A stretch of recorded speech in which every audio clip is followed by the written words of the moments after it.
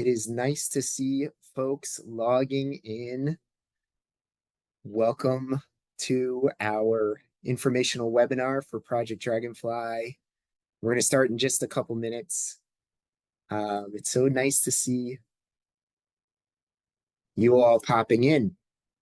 And we'll maybe, Jaren, if you want to turn on your video when you get a chance, and Spencer, just so people can see. Wow, Jaren, you have the best smile. It's annoyingly big, isn't it? It is fantastic. So, so my name's Kevin Madison, and I work as the Associate Director with Dragonfly.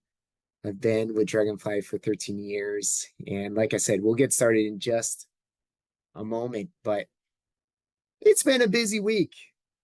It's been a kind of a crazy week. So I'm just glad to see people making the time for this. And Dragonfly is all about positive social ecological change. So, there's a lot of work to be done in the world. So we will be going over an overview. Spencer, if you want to say a quick hello, if you can unmute yourself. Yeah, absolutely. Hi, Kevin. Hi, Jaren. Hello to everyone. My name is Spencer Pate, and I'm a Senior Program Assistant at Project Dragonfly. So my responsibilities include recruitment and promotion, data analysis and evaluation, and I also serve as the program registrar. So I may interact with you in those capacities, either as an applicant or as a student. I'll be managing the chat tonight, so if you have any questions, please type them there. And I recommend that you toggle the little drop-down menu to everyone so that all attendees can see your question and my answer as well. So I'll be typing as fast as I can, trying to keep up with everyone. And hopefully, if I don't get to your question, please feel free to ask it later. If there's anything I can't answer, I will kick it to Kevin and Jaren. So thanks, and I look forward to talking to everyone. Fantastic. Thank you so much, Spencer, for managing that chat. I see people already putting hellos there.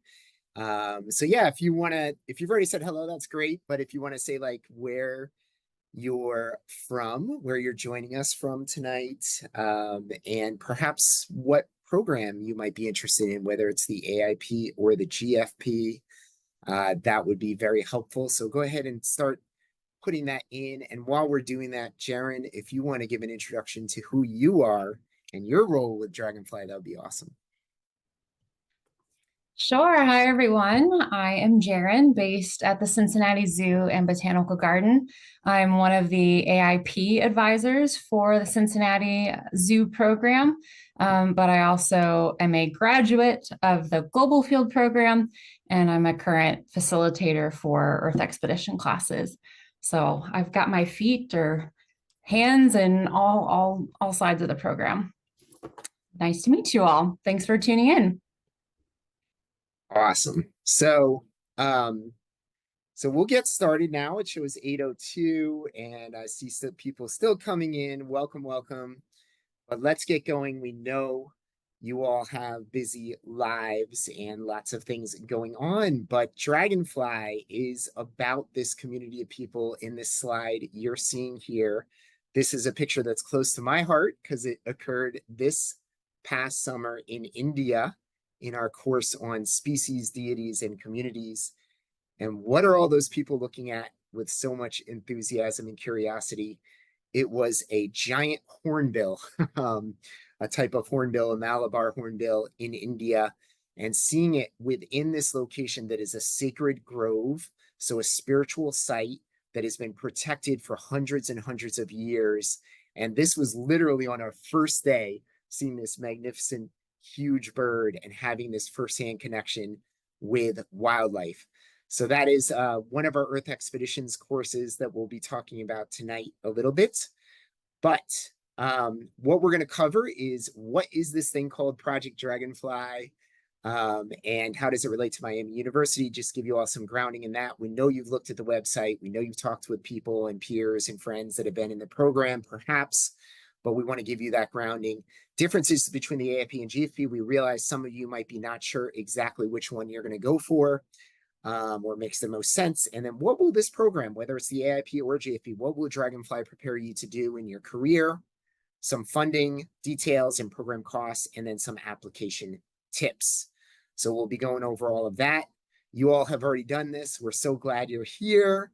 But yes, if you haven't already, or if you're just joining, please say hello in the chat, share your location, program of interest, and realize you can type questions in the chat at any time. Spencer will do his best. Jaren and I will do our best to respond to those questions as they come in. So you can certainly do that throughout our time.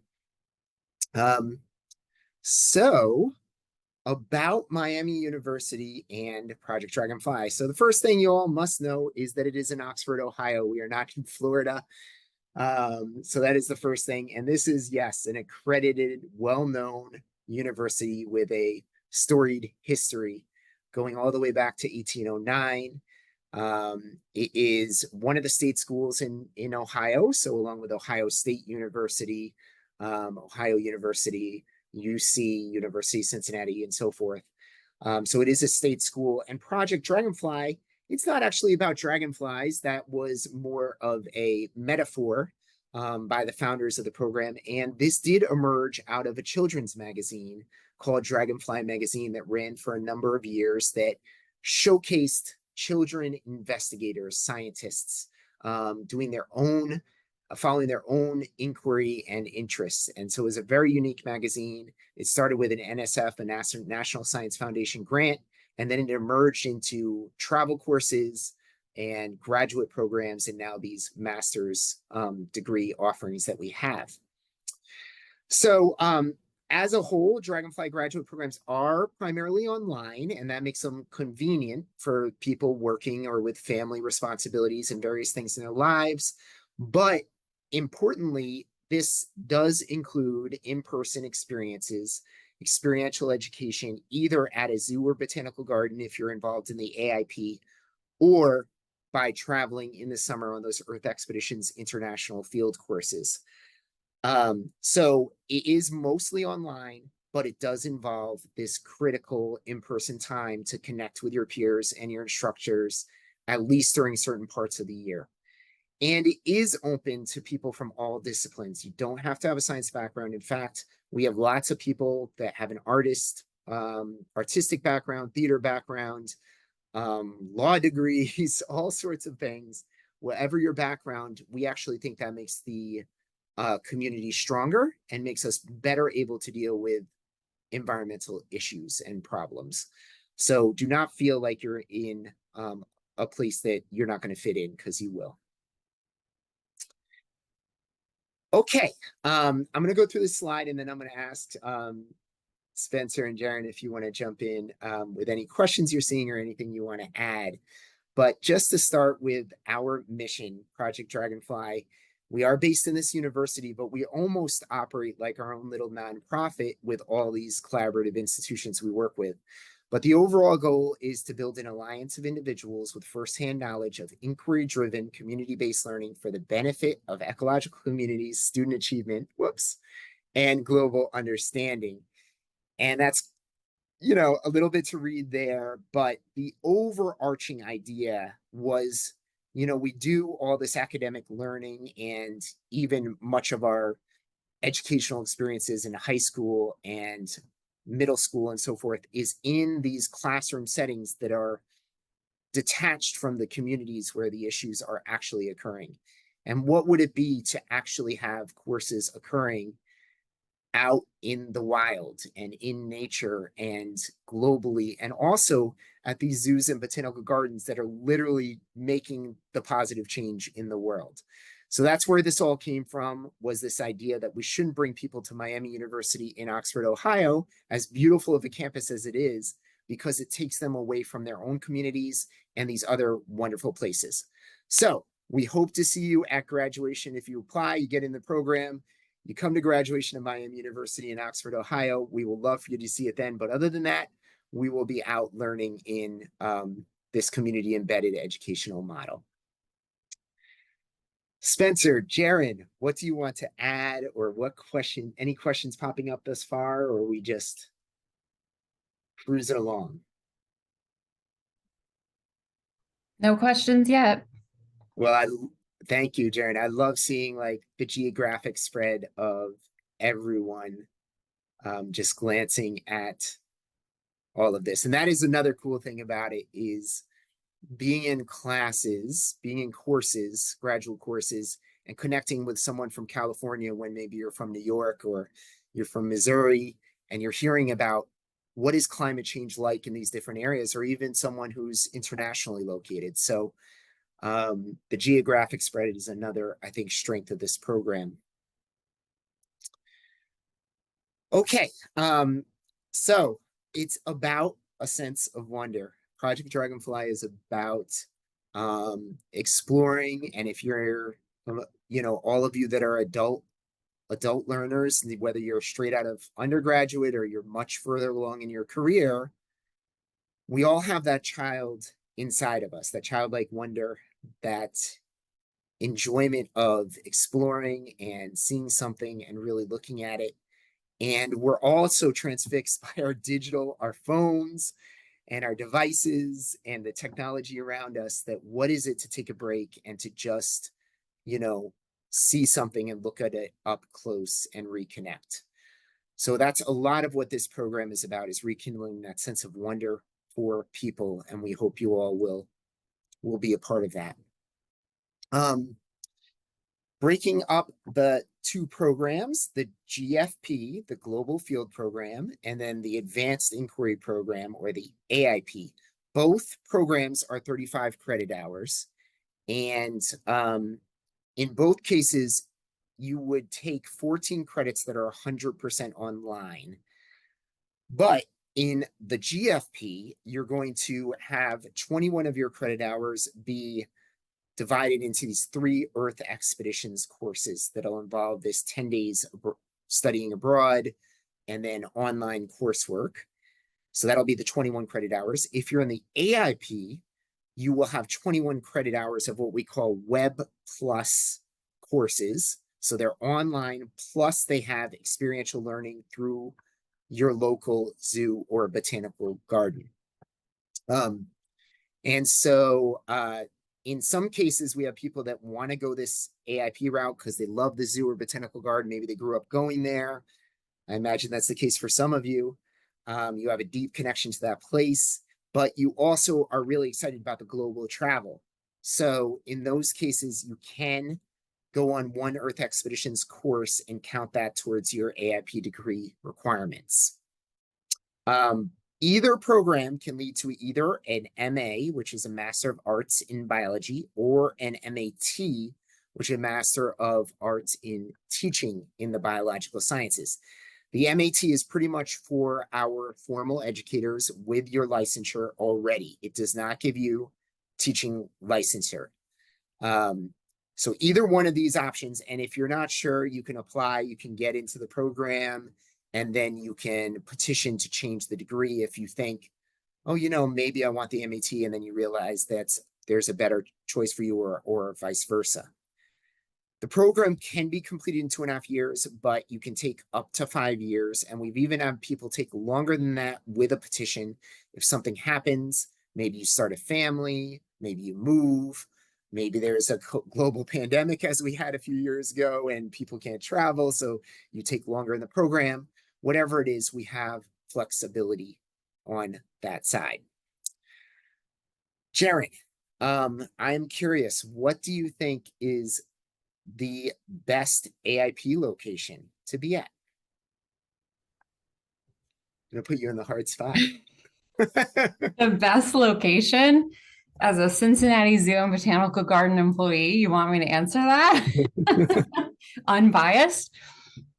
I think what's special is that each of the zoos in this that are connected to this program have their own expertise, their own flavor. While we offer some similar classes across the different institutions, we also differ based on our research expertise or the species, the location that we're at. So really, like you mentioned earlier, if you have that deep community connection to your local zoo or botanical garden, that is where I recommend you go, and it'll be the best place for you. And we just actually had all of our zoo and botanical garden partners, including Jaron from Cincinnati Zoo and Botanical Garden. But we had folks from, I won't list all the, we'll show a map in a moment of all the locations, but we know we have some of you are from these different locations. And it was such a wonderful group of people, all committed to conservation education and trying to figure out how to address these difficult issues that we have. So yeah, Cincinnati Zoo is wonderful, but all of these are amazing sites. And I'll ask you, Jaron, for your favorite Earth expeditions in a moment too. So we'll do that. Let me jump back to the sharing. So speaking of Earth expeditions, so these are all graduate courses, field courses with Miami University. We call them Earth expeditions. And these are the different locations across the globe currently.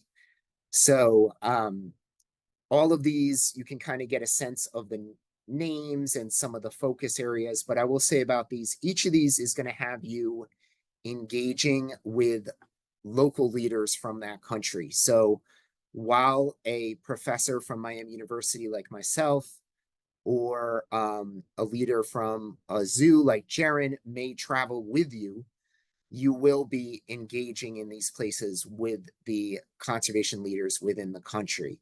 So that is something that makes this a little bit unique from other types of travel programs where you may have a foreign US-based professor traveling and pretty much running the show. All of these have a grassroots conservation group we work with.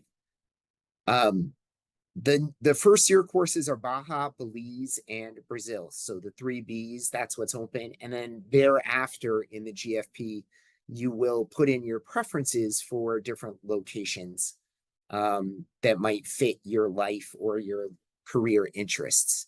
And we do our best to place people where they request. It's not always possible to give everyone their first choice every single year, but we do our best. So Jaron, is there one of these that you have an affinity for? Well, absolutely. I've had the privilege of going on several of these Earth expeditions, either as a student or as a facilitator. My heart is particularly pulled towards Africa, specifically Kenya, although Kevin and I have taught Namibia together. So spent some time in Namibia and in other locations, but Kenya is the current course that I facilitate for. And my love for Kenya goes back to when I studied there in undergrad many years ago. So there's another reason why my heart is tied to that place. But one of the best parts about this program, whether it's the Global Field Program or the AIP, whether you're at a zoo or you're at one of these partner sites, I've never been disappointed. You always have this really neat experience to get up close with conservation partners across the world or in the United States. And I think that's what one of the really special elements about this program is. Totally. And it's funny, I've now taught for 2 years in India, and it's like I get closer to our partners that we work with there, and I've felt the same in Belize, I felt the same in Baja and Namibia. But anyway, these are just wonderful places with people really. We don't have time to show you slides and pictures of all of them, but suffice to say, it's a really wonderful group. So some really life-changing experiences that are possible.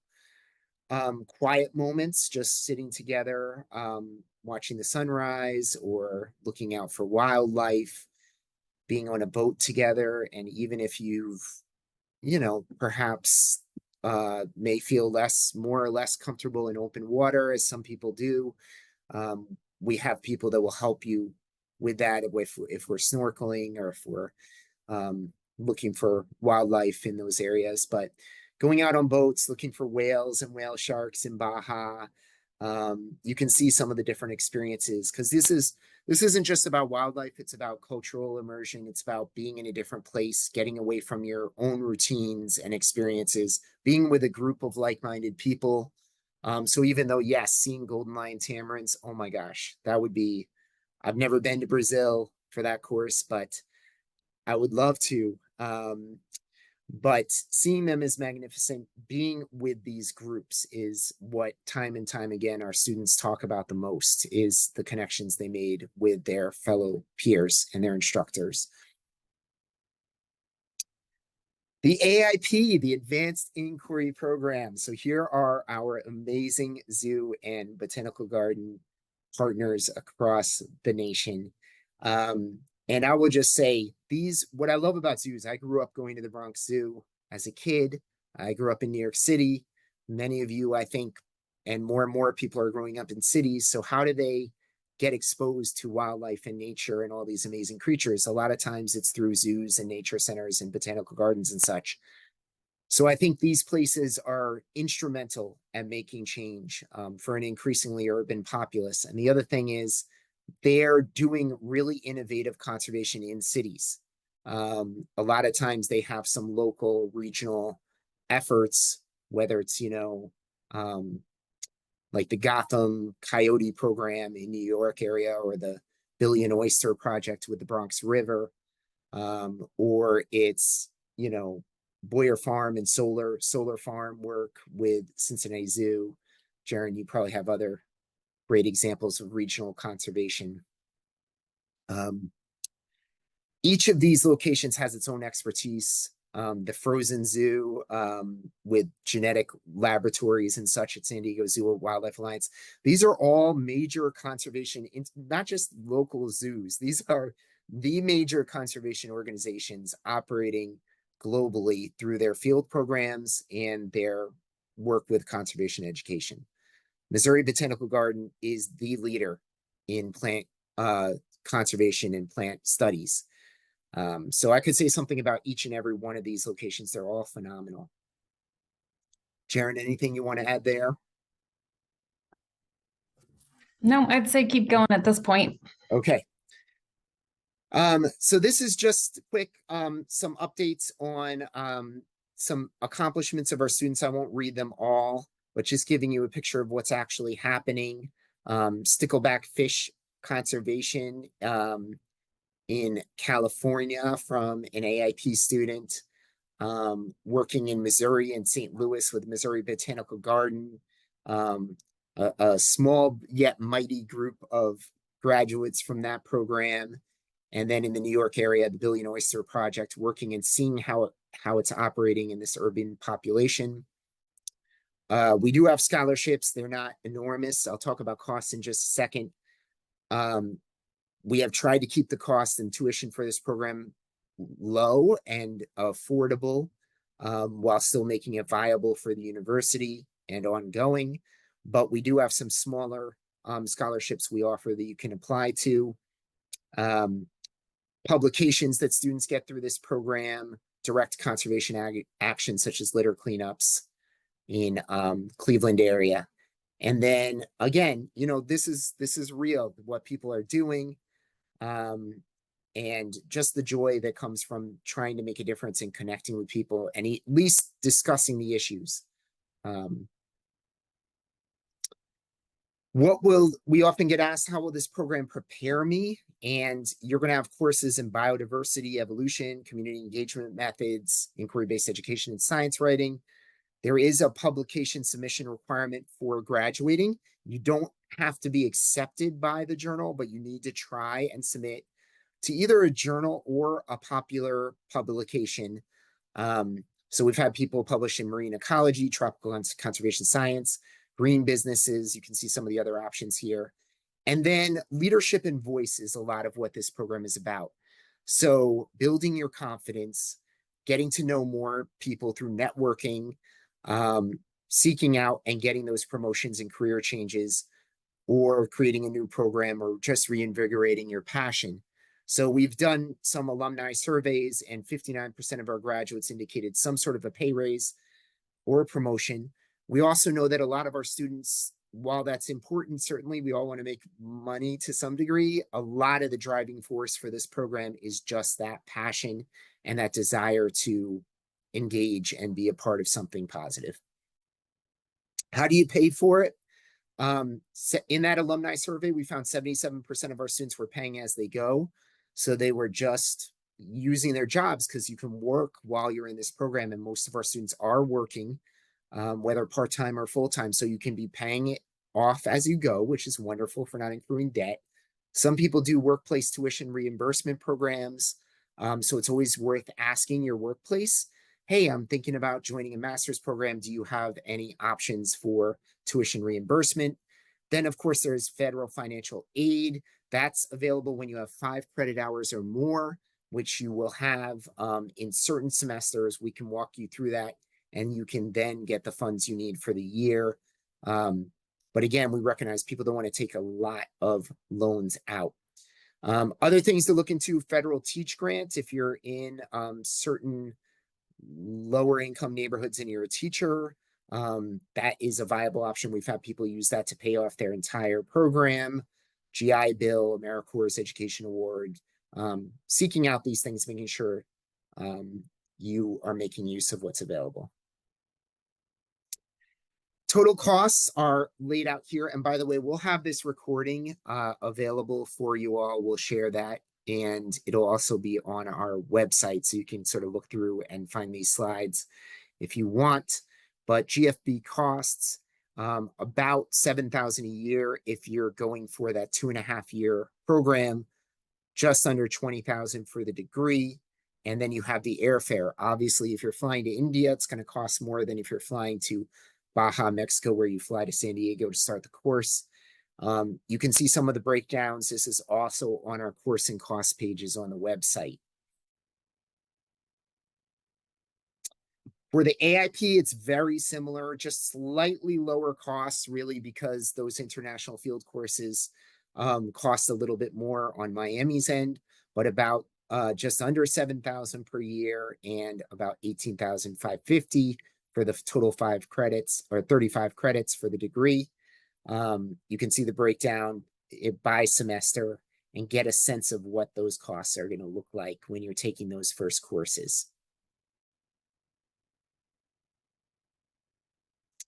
Okay, last things we want to talk about before just going to some of your questions and starting to wrap up for those that need to go. Application tips.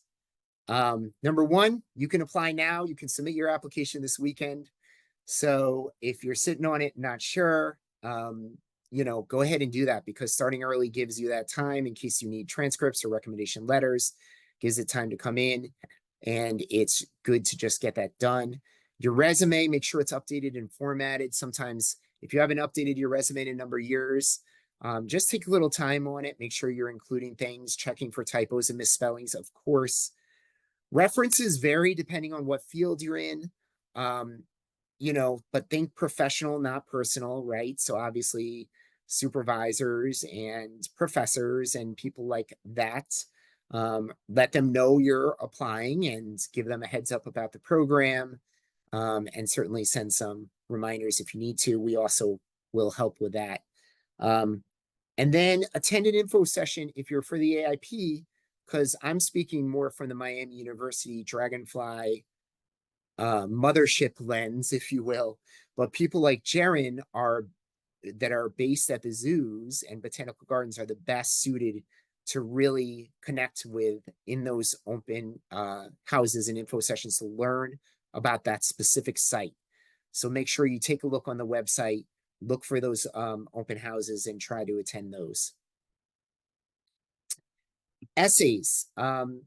Read about the program, read our website. We have a lot of different pages. Talk to people if you happen to know someone that went through this program. That can be helpful. If you want, you can email myself or Spencer, and we'll get you in contact with an alumni of the program. So you can always reach out to us if you want to talk to someone. But share about your professional and personal life and how this program can connect and help you in that arena. And then any career changers, you don't have to be in a conservation field to apply to this program, but at least let us know your plans and how you see this fitting in with those. Any hobbies or passions related to the natural world, and then of course proofread, revise, etc. Finally, minimum undergraduate GPA of 2.75 out of 4. And we realized some people had lower GPAs, maybe because they were a caregiver in undergraduate or they were dealing with something. If that's your case, let us know. We will consider that and potentially petition if we feel that there was really good reasons for why you might have had a harder time and you're doing better at this point. So we take that all into account. I will just put this slide up and I think I'll stop. I've been talking a bit. We're 8:29 according to my computer. Spencer, Jaron, talk to me. What are you hearing? What do we want to address? Spencer's being a keyboard warrior back out there. So many questions you all are flying through. So thank you. Good job, Spencer. Yeah. A lot of questions about application process, what we're looking for, how many in-person days do different AIP sites ask for those different classes. That's very site dependent, but I would say on average about 4 days a semester. There are some courses that are the exception, but if you can knowingly travel at least 4 or 5 days to your location every semester, knowing the dates as well in advance as we can get you, that's helpful. Yeah, there's a lot in here. Spencer's doing a great job. Thank you all for being so active. Thank you, Spencer. You're amazing. We always say this, and your keyboard may be on fire. But this is the cool thing about Dragonfly. I feel like our students and applicants, right, are very engaged. So this is kind of a sense of the energy. So yeah, just some quotes here, and I think we have one more page. I'll just leave it there. I did see a question about Columbus Zoo, and yeah, it's not part of the AIP, but you're pretty close to either Cleveland or Cincinnati. So, it's a bit of a drive, but not too bad. And we've had people do the same for other locations too, even if they're not in the city, if they're in the region and they feel they can get there. It's a possibility. So. A lot of folks are asking about just career options. What can you do with this degree? What does this enable? Does this enable people to professionally teach? Does it get them into the zoo field?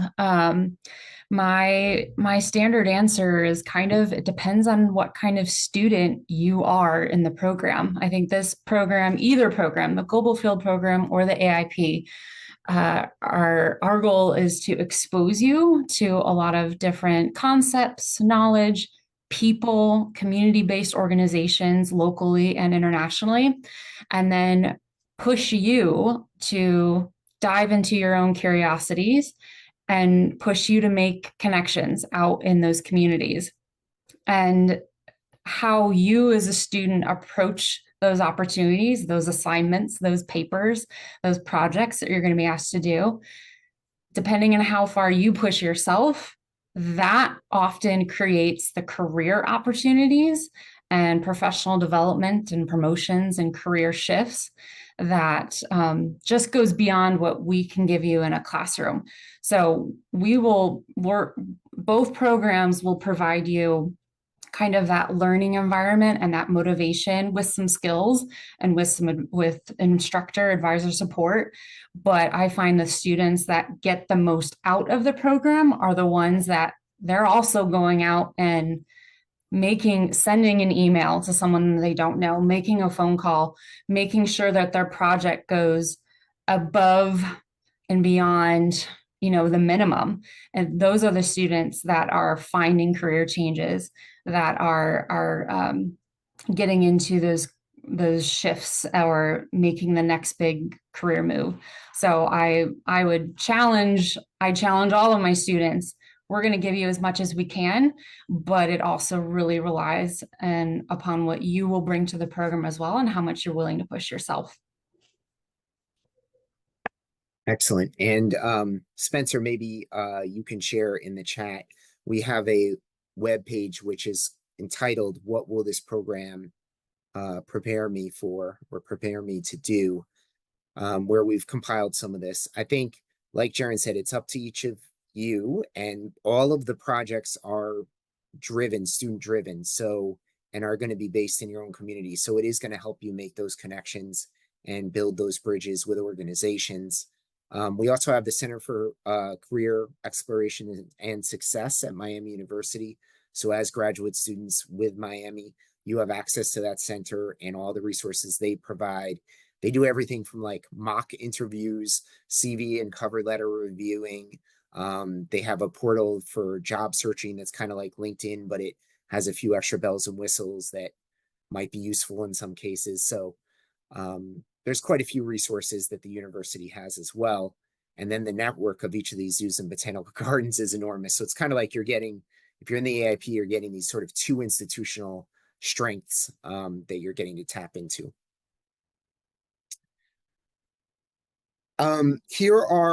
This is sort of our main email. So if you have any questions down the line, please write dragonfly@miamioh.edu.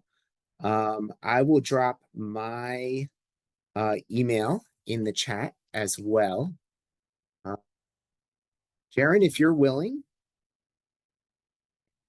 are open to that. We'll just drop those in if you guys have any questions. I would just highly recommend for anyone that's interested in the AIP specifically. Kevin mentioned it earlier. I highly suggest attending your potential site, their info sessions. Most of us, in addition to these Dragonfly webinars, we often run our own virtual info sessions, and we can give you a lot more specifics about each of our sites, how each location, how many in-person days can you expect? What's the rhythm of that particular location? Cincinnati has our own style. We have our next info session next Tuesday night, plug for that. You can find information for that on our Cincinnati Zoo webpage for the AIP, but I know most locations have very location specific. So a lot of the questions that I'm seeing in the chat that's specific to AIP, I bet you a lot of those very specific questions could get answered in those too. Awesome. And yes, we want you to attend those. We're glad everyone came tonight. And just so you know, the benefit of coming to this and attending is if you haven't started your application, we will send you a code. It'll come out sort of later in the day tomorrow. So you'll get an email with a code that you can put in your application. So the $50 fee for the application is waived because you've attended. If you already started your application or you even submitted your application, we will cross-reference the emails that you used and make sure you get that waiver. And if you have any trouble, let me know or let Spencer know, and we will track that down. So you all are good on the application fee waiver, but like Jaren said, also get to those open houses if you're interested in the AIP. And it's kind of confusing because we have our Miami Dragonfly web pages, but then there's the zoo and botanical garden. Each location has its own pages on their sites too. So you kind of want to take a look at that page as well as our pages, and our page links to all of theirs. So, we build this as a 30-minute thing, and I've already gone over, so I want to give you all the opportunity. We know you're busy. If you have to go, thanks for attending, but we will be staying on for another 10 minutes or so with additional questions. But if you joined tonight and need to go, thank you so much for attending, and we hope to see you all in the program down the line.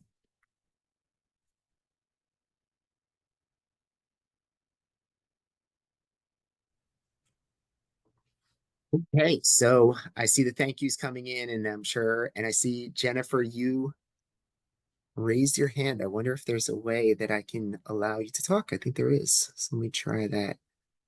Oh, now I see the hand is no longer raised. Let me see. Okay, if Jennifer, if you want to try to speak, you can, but if it was an accident, that's fine too. You don't have to. You would have to unmute yourself if you wanted to say anything. And then if anyone else either wants to raise your hand, if you see how to do that, or if you just want to post a question, you're welcome to do that via the chat as well.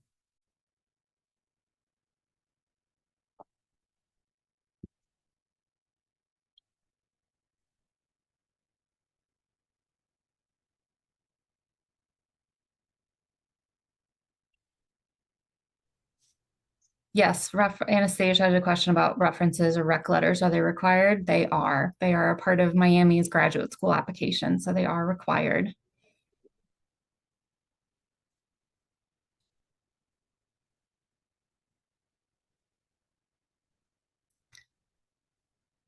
And I think those can be the most difficult if you've been outside of your preferred career for a time and maybe, who knows what's happened in life. So just understand again, we realize this is a program for adult learners. So you might not, it might be something that you have to look for a place you volunteered with or a place you've connected with in a different sort of way, depending on your career. A nuance, there was a question about like, we want to focus on wildlife education, environmental policy. And I know Spencer's getting some clarification. What's neat about this program is, as Kevin outlined, there is for both AIP and GFP, we have 35 credits that you're working towards, and you have a mixture of courses that will get you to those 35 credits. So most of our students are taking pretty similar courses. But within each of those courses, you can really personalize it to what you are interested in. So at Cincinnati, I have students that are all taking animal behavior and conservation right now.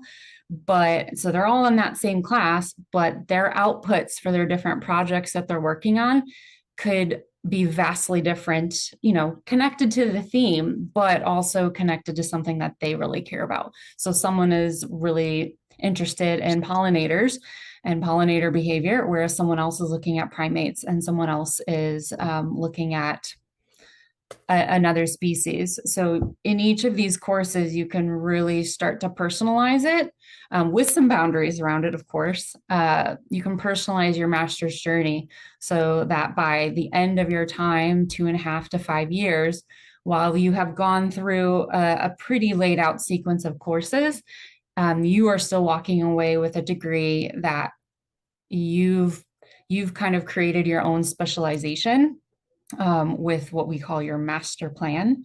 And so if you really care about wildlife education or environmental policy, then as you're taking your various courses that are lined out in the sequence, you can help steer each of your projects in those various courses to that focus. And your instructors, your professors, your advisors will work with you to figure out how to do both. There was a question by Kyla. Is it common for AIP alumni to get jobs at the zoo that they get their field experience in?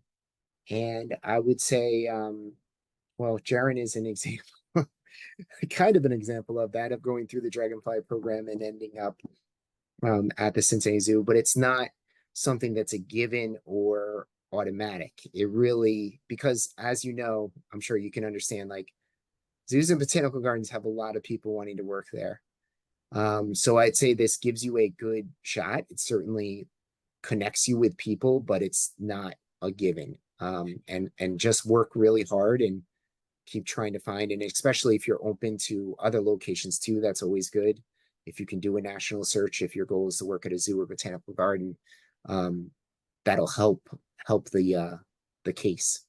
I always say that this is not a program that is training people to work at zoos or to be animal caretakers. I was in the zoo field before I joined this program, so I was already working at a zoo. But like Kevin said, you're going to be, especially if you're in the AIP, you will have a home zoo site. You will get to start meeting other keepers through your different classes. You will get to meet staff and have conversations. So I always encourage students, if they're really interested in getting into the zoo field, join the program. Of course, that's going to expose you to that world in a unique way, but that won't be enough on its own. Often our students that do have that interest are also working on internships, or they're volunteering at their zoo. They are working, as they're working on their academic degree, they are also working to get involved in other ways, because in the zoo field they want to academics, math, and experience at the same time. So this degree alone with no other outside experience, I wouldn't say is the pathway in. But if you're doing both, that will give you a much stronger opportunity. Our program gives you more opportunities, if that makes sense, where you will be around those people a lot more. But you have to be doing some of the work to get the hands-on experience too. There's this question, which EE courses, Earth Expeditions courses, are most aligned with environmental policy in your estimation? Yeah, we had a question from someone Mhm. who wanted to know which EE courses are best for policy and also like wildlife education. So I mentioned Australia and Costa Rica seem like they'd be relevant in that regard. Maybe also Paraguay with themes of like eco leadership. Yeah, I think a lot of our courses, because we work with these nonprofits, these NGOs in the country, so a lot of it, like Namibia, is focused with the Cheetah Conservation Fund, and so it's really, you see the daily workings, the how the Cheetah Conservation Fund works and makes change in Namibia. In all of the courses, you learn a little bit about, you're certainly learning about the country. Like in Belize, we're working with the Tropical Education Center in the Belize Zoo, and Belize is such a tiny country that you kind of end up learning about Belize as a whole, and some elements of policy, like related to manatees and harbors and cruise ships coming in and such. But I would say we have a stronger connection to nonprofit conservation organization leadership and management. That But I like your, the yeah. reproductive research projects. We both San Diego and Cincinnati, maybe some of the other locations do too, but those are the two I'm most familiar with. They have expertise. We have scientists based on site that are doing reproductive physiology research. The courses themselves, again, we might like, you might get a guest speaker talk from one of these scientists. That won't be the focus of one of your main classes, to my knowledge, at least at Cincinnati. I don't think at San Diego either. But I, for example, have a student at Cincinnati that she is really interested in small cat conservation. Small cat repro is something that one of our scientists focuses on. As she kind of proved that she could handle the academic rigor through her first year and a half of the program, we connected that student to our scientists, and they've been working together on projects for her last half of her graduate program. So it's not a given for every single person, or it's not an entire course in and of itself, but for students that really show that interest and make that effort to really go all in, usually locations and advisors are willing to work with those students to help with those really specific interests.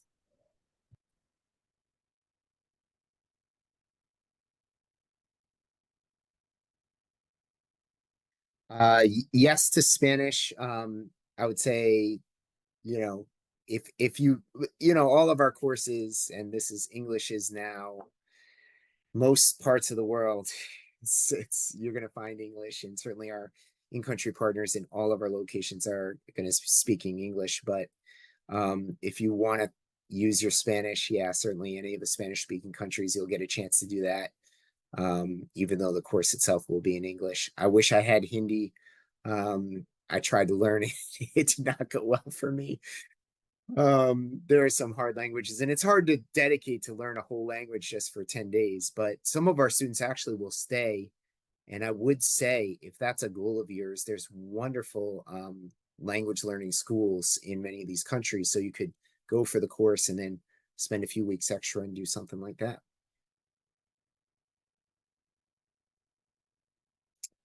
I hear you, Julia. I feel like I just wish I could download a language as well.